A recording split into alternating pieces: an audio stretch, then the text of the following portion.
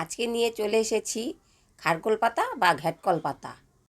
আজ এটারই বাটা করব। ভালো করে ধুয়ে নিয়েছি, এবার চলুন কাটা যাক। মায়ের তো খারকোল পাতা কাটা ধোয়া হয়ে গেছে, এবার রান্নাটা শুরু করা যাক।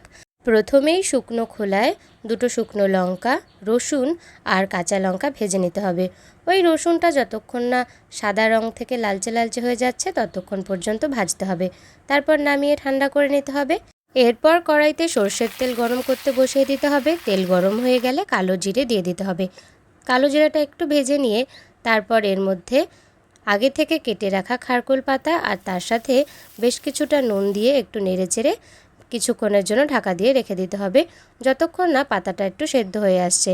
তারপর একটু নেড়েচেড়ে ভেজে নিয়ে নামিয়ে রেখে দিতে হবে যতক্ষণ না এটা ঠান্ডা হচ্ছে।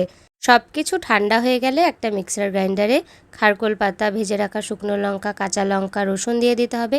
তার মধ্যে একটু স্বাদ অনুযায়ী নুন দিয়ে দিতে হবে আর এটার একটা পেস্ট বানিয়ে নিতে হবে। এখন যেহেতু সবাই খুব ব্যস্ত তাই মিক্সার গ্রাইন্ডারটাই একটু সহজ উপায়, কিন্তু কারোর যদি অনেক সময় থাকে সে কিন্তু শিলেও বেটে নিতে পারে। পাতা বাটা তো হয়ে গেছে, কিন্তু এইভাবে খাওয়া যাবে না, এইভাবে খেলেই গলায় কুটকুট করবে। তাই বেটে রাখা পাতাটা একটা কড়াই গরম করে তার মধ্যে দিয়ে ভালো করে নাড়তে হবে যতক্ষণ না এর জলটা শুকিয়ে আসছে।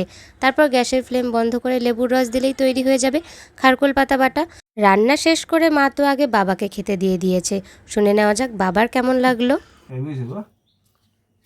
30-35 বছর আগে মায় করতো, তখন তো এই সমস্ত পাতা মাতা খুব পাওয়া যেত, তখন আরো বেশি ভালো লাগতো। এখন তো সব গরম ভাত, সে আগের মতো সে চাল নেই। আগে সেই চালের এই খারকোল পাতার বাটা টেস্টি আলো, অনেকদিন পর পেলাম।